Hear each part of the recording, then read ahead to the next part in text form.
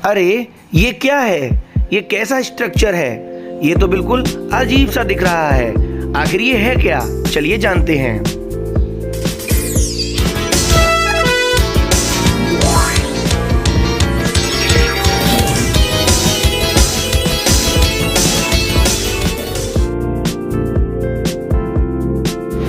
Hello friends, आज हम start करेंगे कि किस प्रकार से अनियन के अंदर सेल्स होते हैं। तो सेल्स का ऑब्जर्वेशन करने के लिए आज हमने ये सेटअप तैयार किया है और आज हम इस एक्सपेरिमेंट को कंडक्ट करेंगे, जिसमें आज आपको पता चलेगा कि कोई भी जो प्लांट सेल होता है वो किस प्रकार से दिखाई देता है। हम आज असलियत में प्लांट सेल को ऑब्जर्व करके दिखाएंगे इस माइक्रोस्कोप की मदद से। जैसा कि आप देख पा रहे हैं, ये माइक्रोस्कोप है, ये माइक्रोस्कोप है, ये हमारे पास में नाइफ है, ये हमारे पास में प्लेट है जिसके यूज़ हम करेंगे स्टेन करने के लिए, ये ड्रॉपर है, ये हमारे पास में फोर्सेप है जिसकी मदद से हम एपिडर्मिस सेल निकालेंगे। एपिडर्मिस सेल क्या होती है अभी आपको आगे बताएंगे।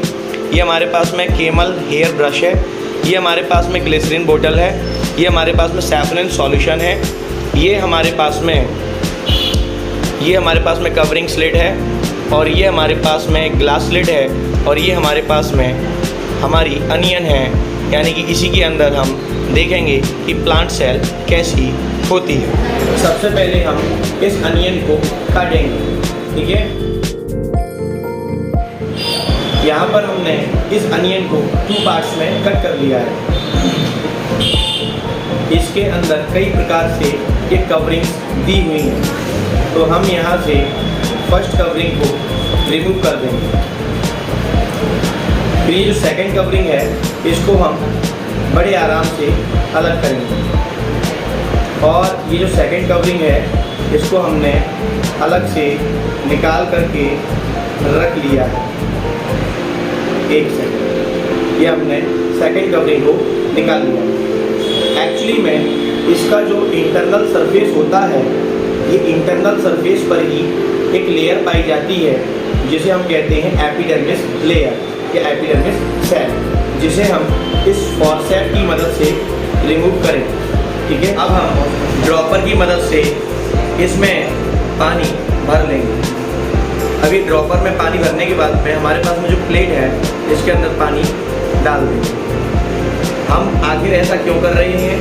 क्योंकि अभी जब हम अनियन के अंदर से एपिडर्मिस सेल को जब निकालेंगे तो एपिडर्मिस सेल बहुत ही ज़्यादा पतली होगी, जिसकी वजह से वो ईज़िली इवापोरेट हो सकता है उसके अंदर का लिक्विड, यानी कि वो जल्दी से ड्राई हो जाएगी। और वो ड्राई हो जाएगी तो उसके अंदर अलग प्रकार से स्ट्रक्चर्स बन जाएंगे, क्योंकि वो एक प्रकार से श्रिंक हो जाएगी। श्रिंक होने पर उसके अंदर सिकुड़न आ जाएगी, जो कि हम चाहते नहीं कि उसके अंदर इस प्रकार से किसी प्रकार का श्रिंकेज दिखाई दे, और श्रिंकेज को ही हम सेल ना समझ लें। इसलिए हम क्या करेंगे, यहाँ पर इस प्लेट में थोड़ा सा पानी ले लिया है, और अब हम इस फोर्सेप की मदद से इस अनियन की इंटरनल लेयर को निकालेंगे, जिसको हम कहते हैं एपिडर्मिस लेयर। बड़े ही सावधानी से निकालेंगे। एक्चुअली में क्या होता है कि ये जो एपिडर्मिस लेयर होती है ये बहुत ही ज़्यादा नाजुक होती है, तो इसके कटने का यानी इसमें थोड़े से स्ट्रक्चर में डैमेज होने का चांसेस ज़्यादा रहता है। इसे हम बड़े ही आसानी से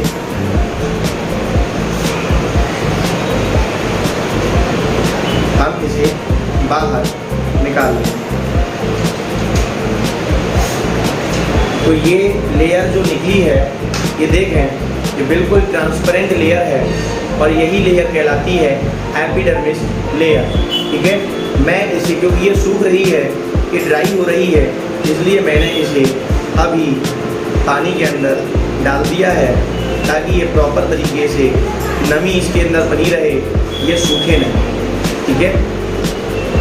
अब मुझे क्या करना है, मुझे इसके अंदर एक्चुअली में सेल्स देखने हैं कि ये सेल्स कैसे होंगे, इनका स्ट्रक्चर कैसा होगा, आखिरकार ये सेल दिखते कैसे हैं। ये हमारी एपिडर्मिस लेयर है, ये ट्रांसपेरेंट है। ट्रांसपेरेंट होने पर इसके अंदर प्रॉपर तरीके से हमें सेल ऑब्जर्व नहीं होंगे, इसलिए हम इसे थोड़ा सा कलरफुल बना देंगे।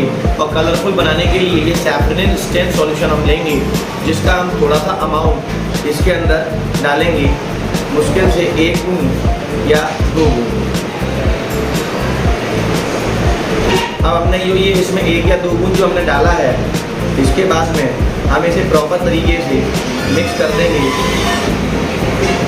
और मिक्स करने पर आपको पता चलेगा कि ये जो हमारी एपिडर्मिस सेल थी ये पूरी की पूरी कैसी हो चुकी है, ये पूरी की पूरी रेड हो चुकी है, यानी इसमें स्टेन यानी कि लाल कलर का धब्बा आ चुका है। और ऐसा हम इसलिए चाहते थे ताकि इसके अंदर एक्चुअल में जो भी सेल हो वो सारे के सारे सेल इस माइक्रोस्कोप के जरिए ईजिली हमें दिखाई दे। अब हम यहाँ पर एक ग्लास स्लिट लेंगे और ग्लास स्लिट लेने पर इसके ऊपर इस एपिडर्मिस सेल को रखेंगे। अब हम जो स्टेन किया हुआ हमारा जो एपिडर्मिस सेल है वो अगर ज़्यादा स्टेन हो चुका है तो उस सेल को हम डीकलराइज करने के लिए मतलब लेस स्टेन करने के लिए उसे नॉर्मल वाटर में भी डिप करेंगे ताकि उसका कलर थोड़ा सा फीका हो जाए, ताकि हमें सेल्स प्रॉपर तरीके से ऑब्जर्व हो सके। अब हम केमल हेयर ब्रश का यूज़ करके उसे हम इस ग्लास स्लिट के ऊपर, रेक्टेंगुलर ग्लास स्लिट के ऊपर हम यहाँ पर रख लेंगे और इसी केमल हेयर ब्रश की मदद से इस सेल को प्रॉपर तरीके से ओपन कर लेंगे। केमल हेयर ब्रश की मदद से प्रॉपर तरीके से इसे इसके ऊपर अटैच कर दिया है और इसके ऊपर ये ड्राई ना हो जाए इसलिए हम इसे हल्का सा मॉइस्चर भी कर देंगे, ठीक है। परंतु अगर आप इसे बेटा जरा इसे जूम करके दिखाओ, अगर आप ध्यान से देखें तो इसके अंदर हल्के हल्के एयर बबल्स भी बन रहे हैं। हल्के हल्के एयर बबल्स बनने की वजह से अब हम इसके ऊपर ग्लिसरीन लगाएंगे और उसके ऊपर कवर स्लिट डालेंगे ताकि इस सेल के नीचे जो एयर बबल्स बन चुके हैं उनको कहीं हम ऑब्जर्वेशन करते समय सेल ना समझ लें, इसलिए ये एयर बबल यहाँ से निकालना कंपलसरी है। उसके लिए अब हम ग्लिसरीन को इसके ऊपर रख करके और यहाँ पर ग्लास स्लिट के कवर करें, ठीक है। ग्लास स्लिट के ऊपर जो सेल लिया है उसमें थोड़ा सा ग्लिसरीन भी डालेंगे। तो ग्लिसरीन मैंने इसमें ड्रॉपर से ले लिया है और ड्रॉपर की मदद से इस सेल के ऊपर ये ग्लिसरीन की मैंने 2 से 3 फुटें ये मैंने डाल दी, ठीक है। ये ड्रॉपर की मदद से मैंने इसमें ग्लिसरीन डाल दी है और अब हम इसके ऊपर कवरिंग स्लिट भी लगाएंगे। तो ये हमारे पास में कवरिंग स्लिट है, कवरिंग स्लिट को लगाएंगे पर यहाँ पर ग्लास स्लिट कवर कर रहा हूँ। अब मैंने इसको देखिए सेल के ऊपर ग्लास स्लिट को या कवरिंग स्लिट को प्रॉपर तरीके से कवर कर दिया है और इसमें से जो एक्सेस अमाउंट में जो ये ग्लिसरीन निकल रहा है वो अभी मैं इसे क्लियर कर दूंगा और यहाँ पर ये सेल प्रॉपर तरीके से ट्रैप हो जाएगी। इसके अंदर जितना भी एयर बबल्स था तो सारा का सारा यहाँ से बाहर निकल चुका है। अभी पहले हम इसमें से एक्सेस जो इसका ग्लिसरीन का निकला हुआ है इसे क्लियर कर देते हैं, ठीक है। किसकी मदद से करेंगे? टिश्यू पेपर की मदद से करेंगे, फिल्टर पेपर की मदद से कर लेंगे, क्या प्लॉटिंग पेपर आता है उसकी मदद से आप इसे क्लियर कर सकते हैं। तो अभी हम इसे ज़रा क्लियर करते हैं। हमने यहाँ पर ये कवरिंग स्लिट को जैसे सेल के ऊपर लगा दिया है जिसकी वजह से ये सेल अब प्रॉपर तरीके से एक जगह पर फिक्स हो गई है। ग्लिसरीन का काम ही होता है कि वो इसे अटैच कर देती है। ग्लिसरीन ट्रांसपेरेंट होती है इसलिए ग्लिसरीन का प्रेजेंस इसमें पता नहीं चलता है और इसके अंदर पाए जाने वाले जो एयर बबल्स थे वो भी ग्लिसरीन की वजह से बाहर निकल गए हैं और अब ये पूरी सेल हमें प्रॉपर तरीके से दिखाई दे रही है। और इस एपिडर्मिस सेल के अंदर, एपिडर्मिस लेयर के अंदर प्लांट सेल कैसे दिखते हैं उसको हम ऑब्जर्व करने के लिए अब इस माइक्रोस्कोप का यूज़ हम करेंगे। तो यहाँ पर जो ये इसके यहाँ पर इस प्रकार से हम इस ग्लास स्लिट को यहाँ रख देंगे और इस प्रकार से हम इसके ऊपर इसे यहाँ पर होल्डिंग से होल्ड कर देंगे। होल्डिंग से होल्ड इसलिए करते हैं ताकि ये ग्लास स्लिट इसी प्रकार से एक बार में दूसरी बार भी रिप्लेस ना हो और ये प्रॉपर तरीके से फिक्स हो जाए, ठीक है। अब मैं इस माइक्रोस्कोप को कितना भी कैसे भी कुछ भी करूँ ये यहाँ से डिस्प्लेस नहीं होगा।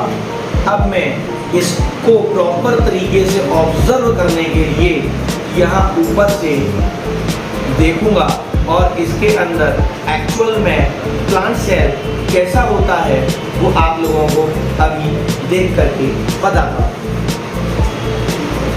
तो यहाँ पर मैं जरा इसे ऑब्जर्व कर रहा हूँ।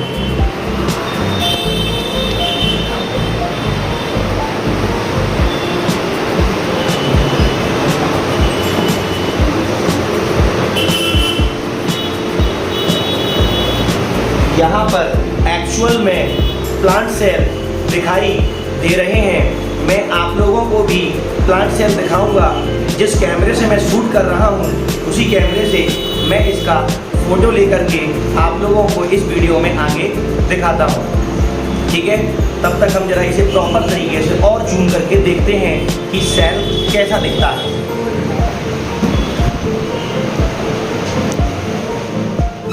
देखिए, ये है हमारा सेल जिसके लिए हमने इतना बड़ा प्रोसीजर किया। आप लोगों को इसके अंदर बहुत सारे सेल्स एक साथ अटैच होते हुए दिखाई दे रहे हैं। इसके बीच में जो यहाँ पर डार्क पॉइंटेड्स हैं, ये डार्क पॉइंट कुछ और नहीं, सेल के अंदर का ब्रेन होता है जिसे हम न्यूक्लियस कहते हैं। समझ में आया? दिखाई दे रहा है? दिखाई दे रहा है? सेल्स ऑब्जर्व हुए।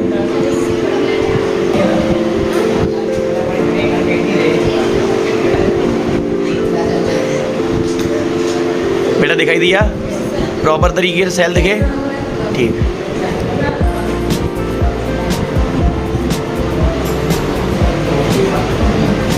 दिखाई दिया बेटा आपको? सेल्स ऑब्जर्व हो रहे हैं प्रॉपर तरीके से? ठीक।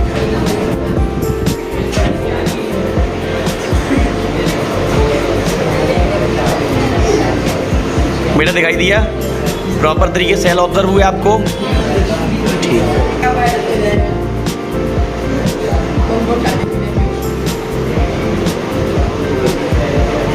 बेटा दिखाई दिया आपको? सेल्स ऑब्जर्व हुए आपको?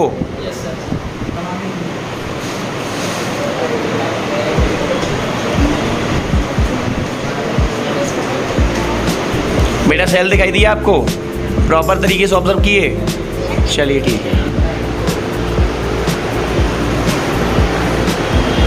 बेटा आज आप लोगों को एक्सपेरिमेंट पूरे तरीके से समझ में आया? सेल सभी ने देखा? क्लियर विजिबिलिटी थी आपकी? बच्चों आप लोगों को एक्सपेरिमेंट समझ में आया? प्रॉपर सेल विजिबल हो रहा था? चलिए ठीक।